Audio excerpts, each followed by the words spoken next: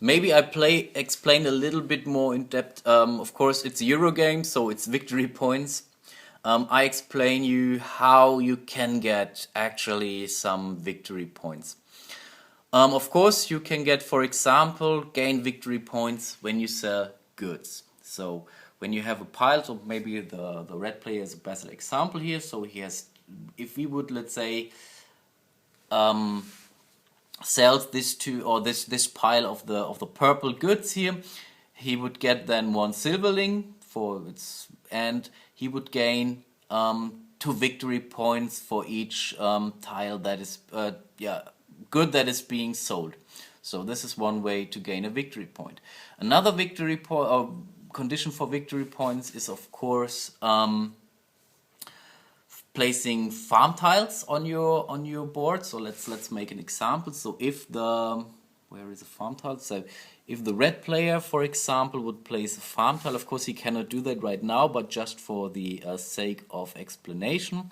So if the red player would put this farm tile on this spot here, he would instantly gain 4 victory points because there are 4 animals on this farm tile. There's a special rule. When you place another tile of with the same animal to the same farm, basically, you gain additional bonus points, but I explain that later. So this is another way to do that. So let me give that back. Of course, there are some victory, some knowledge points cards that give you later on the possibility to gain some victory points, but in this case there are none. That's for sure. There are also buildings who give you instantly 4 victory points, like the watchtower, for example. Then there are these bonus cards. When do you get these bonus cards? Good that you asked that question. No, this is also relatively simple, and for the 2-player game this is also easy because no one is normally getting or everyone gets something, because there's always a bonus tile for the first player who achieves the goal and a tile for the second player who achieves the goal here. So this is something when you, for example, close all your tiles of the same color.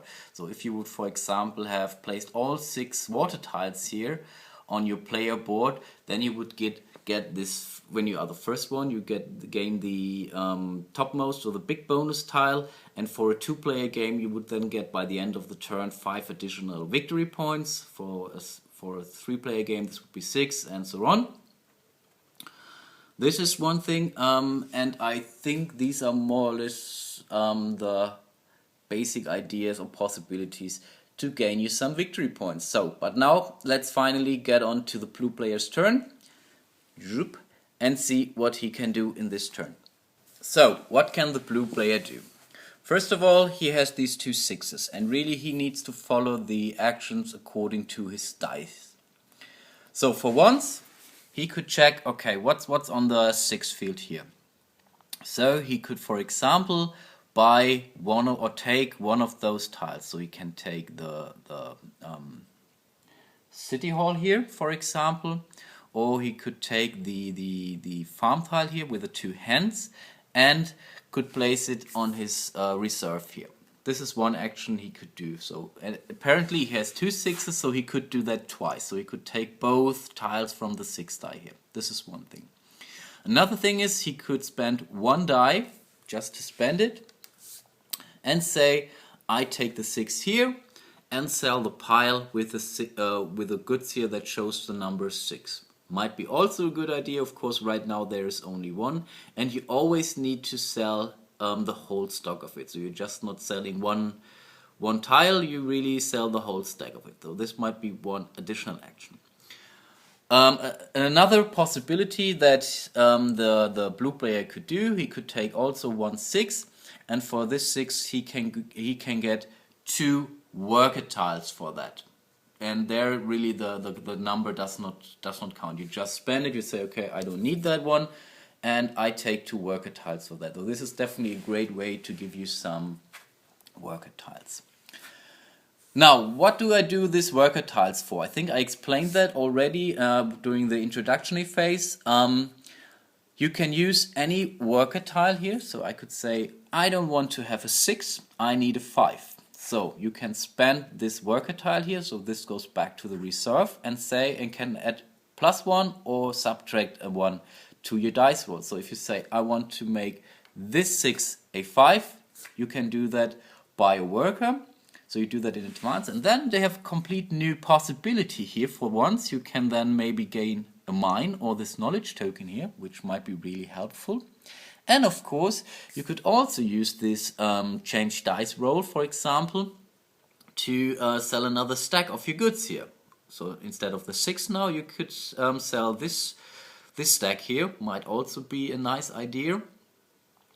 And of course you could also now use this new 5 now to place a tile on a 5 land here, for example. So I explained that. So first thing, when you draw a pile from the depot, you cannot directly place it on your player board, you always place it in your reserve, and with another die you can then take this from the reserve into your fiefdom. Of course also the number needs to correspond. So for example, if we would have bought this one, and then we would have a 6, for example, we would only be allowed to place it on a field with a 6. And with this worker you can adjust that value a little bit. So now you could also place it on a 5 tile, for example. Might be really important to do that. So just keep that in mind. And I think this is also, what he will do. So for once he will take 1 6, place it on the reserve here to show, okay, we already played that die. And he then takes, I guess, the, let me see, no, I think he will get this city hall here, place it onto his reserve for once, and then he wants to have this mine, so he spends his worker token here, give it back to the reserve, so we now have a 5, and then he could go for the mine here. So this is also placed in his reserve. You see there are only 3 spots available. When these are full, you are not allowed to place any more markers or tiles to your reserve, but you can always discard tiles from your reserve. But it's not really wise to do that, so it's not recommended. So you should really try to place these tiles first before really discarding these tiles. So we already also played this second die, so these were the 2 actions for the blue player, and now it's the red player's turn, and see what he can do about that. So for the red player, I think it's relatively easy this time. So for once he's playing the 3, and he's using that unchanged to gain this farm tile here, because it really shows directly 4 hands, so this might be 4 victory points. Of course he needs to place that in his reserve first. Then he would have another 5. The 5 would right now show a knowledge token, but he's not really interested in using that knowledge token right now because he does not have a mine yet. And there is not really a mine on the board. So he rather thinks of getting this ship. Oh no, he will not, of course not. No. He will go for the additional farm tile here with the hen, because there is a bonus points involved with that. So what he will do, he also will spend a worker token to adjust this die to a 6 now, and now he can take this 6 here from the reserve as well, place it on his tile, so he already has 2 of these farm tiles. It's a bit tricky right now because you always need to place your tiles adjacent to an existing tile. So right now there is no farm tile available for the red player. He could choose that. So really he would in the next turn definitely need to go for example for a building tile or a ship tile or so to extend his fiefdom here a little bit. But for now this is okay, so this goes back to the reserve. He still has 1 to use, and this was also his second die. So, and this was the turn for the red player, so relatively fast. There is no change in the starting player. Remember, The starting player only changes when there is a ship placed on a fiefdom, on a player's fiefdom. But this turn this didn't happen. And so it's again the blue player's turn. Again, the blue player will roll all 3 dice. So 2 for him, 1 for the placement of the goods. So again, there's a 5. So we take the second good here, place it on the depot with a 5. And now this is done. And now he has these 2 die rolls, so it's a 4 and a 1. Let's roll quickly for the red player. That we have that, so that's a 2 and a 6. Place it just on a board. And now let's see what the blue player will do with his dice rolls.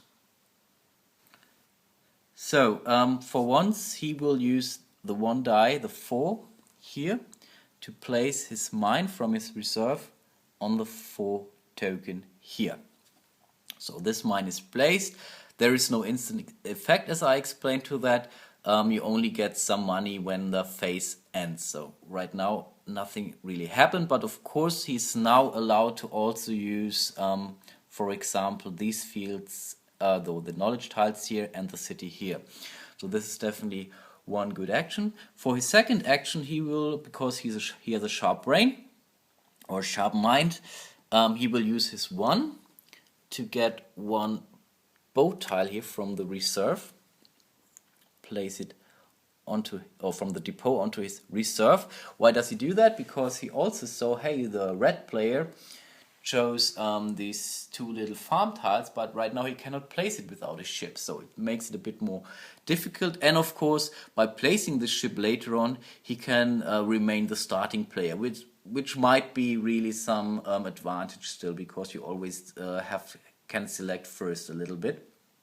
So this might be important. But this was also the turn of the blue player, was very quick. And now let's see what the red player will do.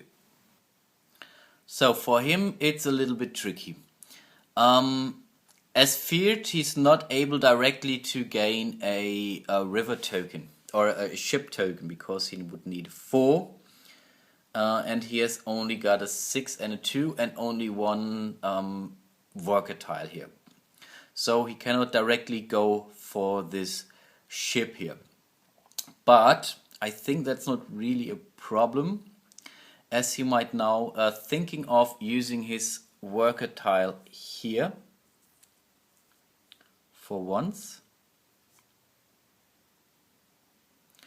So we will do this, or change this to a 1. What does that mean? He takes this warehouse. So this was his first action. We place it here. And though this worker tile is gone, let's put that away. And now for the second action, he has got a 6. And I think for the 6, because he cannot place anything at this point in time, yeah, I think he then spends this 6 to gain 2 additional, also we have them here, to gain 2 additional worker token right now. Why did I choose to use this warehouse? Because when we place the warehouse, we can, or when we place it on the fiefdom, we can instantly sell a stack of our goods, which is good. And this, when we sell these goods, then we get another gold. And with 2 golds, you can buy a tile from the black market here, or from the black depot here. So something to invest for the next round. And yeah, this was more or less the turn of the red player.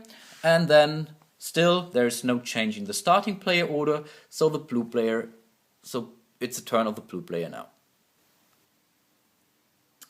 Again, the blue player rolls all 3 dice. So let's see what comes out of here. So let's go for the white die first. So this is a 5. So he takes this good and puts it here on the depot. So this is the white die.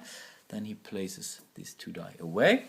And now let's roll quickly also for the red player. That's a 5 and a 1. Hopefully that will serve him better. And now let's see what we can do for the blue player. Yeah, this is also tricky. I think he will spend the 1 to gain 2 additional of these worker tokens here. Place them on his reserve here. And I think he then might decide to spend both. Not so easy really. Yeah, no, he will use 1 worker token to make a 5 out of this here, to reduce that to a 5. And with this 5 he will then be able to draw this knowledge token here, place it on his reserve here. So again, as mentioned, this token when placed on his fiefdom, by the end of the phase he would not just get a silverling for any mine, he would also when selling goods, he would also get another worker. So this might be important later on, but not instantly. So this was the second action for the blue player. And now let's see what the red player will do. Okay, so let's see. I think he will spend both worker tokens here to make a 3 out of this 1. With this 3 now, with this newborn 3, will be placed here. He will now place the warehouse to this one. Now 2 things are happening. For once, he finished one city, or he completed 1 region. It's only a small region, but nevertheless, it's finished. So he gains directly 1 victory point. So let's do that for the red player. So he's now at 1 victory point. So that's for 1. So what happened? The next thing then is we are allowed to play the immediate action from this building, and the warehouse allows you to instantly sell a stack of your goods here. Of course, he will go for the purple stack here, I guess. So these are being sold, and as there are 2 tiles, he's getting in a 2-player game. He's now getting 2 victory points for each tile he paid. So this is another 4 victory points for him. So he would now be at 5 victory points already. And as a lump sum, he gains 1 silverling. This is independent on the amount of tiles or storage goods you are selling. You instantly get those. So that's for once relatively important. Of course, he's now out of his worker tokens because he could have used the 5 a little bit better. As you see on the 5 depot, there is no more real tiles available.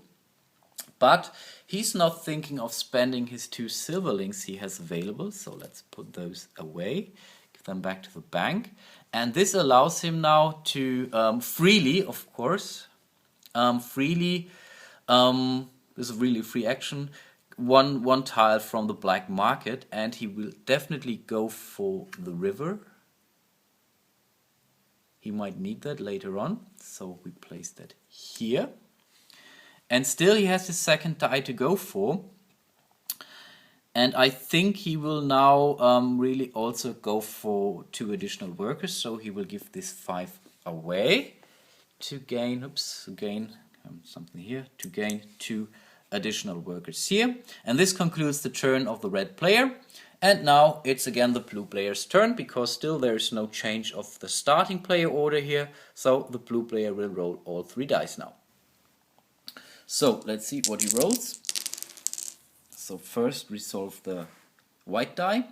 So this is a 2, so let's take the top good here and place it on the 2 depot.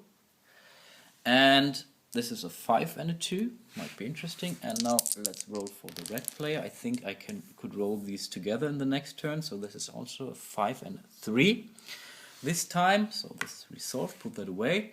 And now let's have a look what the blue player can do with his 2 dice.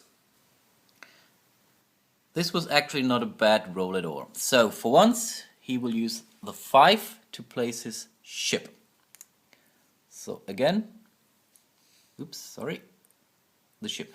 So again, what two things are happening right now. First, for example, he will now be able to get a pile from any depot for this goods here. So he could go for this pile, he could go for this pile and this pile. This is really of his choice. Of course, he has some limitations. He's only allowed to have 3 different kind of goods in his storage. So apparently he's not able to get the purple storage. So he could go for this pile, but he would still need to leave behind the purple one. So he's rather going for this one, for the brown good here. Puts this onto his reserve. So this is the first thing that happened. And the next thing that would happen, you place this his starting player marker here, 1 tile or 1 field to the right. So this is now really something to assure him that he might stay starting player for a little bit longer. But I think red player also got a ship tile, so he might change that sooner or later. So this was his first action, so his first die. And for the second die, I think he will go for the castle here. He places it also in his 5th or in his reserve now. So this is also resolved already. And this concludes the turn of the blue player, and it's offer back to the red player. For the red player is also relatively easy. So he will do more or less the same. So he will place his ship here. And then, of course, the same happens. So he is now allowed to gain a pile. He's more lucky because he has 2 spaces left. So he can take both. So he takes the brown and the purple one into his storage. And of course also he's allowed to advance his starting player marker. And now, as of the next turn, and we really must not forget that, the red player starts, because it's from top to bottom basically who the starting player is. So this resolved the 5 die, and now we have still a 3. And for the 3, I think he will go for this boarding house here, because this might later on provide him a good bonus for getting new workers. So he places it onto the reserve. So this resolves the second action. And now it's a new turn or new round, but keep in mind now the red player is the starting player, so he will roll now for the white die, or with a white die. So let's see what he can roll here. So this is a 4, so let's place this last good here. So it's the last round in this phase. Place it on this depot here. Place the dice somewhere here, and now also roll for the blue player. So that's a 6 and a 5. And now we must not forget, it's the red player's turn, so he will go first in this round. So I think this might be a good turn for the red player. So first thing he will do, he will use his 4 to place his animal. So put it here. What happens now? He instantly gains 4 victory points because there are 4 animals on this tile. So let's do that.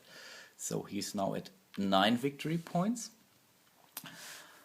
And I think he will do more or less the same for his second die. But of course, you see he would need a 1, 2 or 5. He has a 6, so he needs to spend a worker token here. Turns that into a 5. And with this 5, he can now place the second animal on the same farm here. So this is considered to be a same farm. What happens now? He gains 2 for these 2 new animals, these 2 hens here. So let's do that. So it's 1, 2.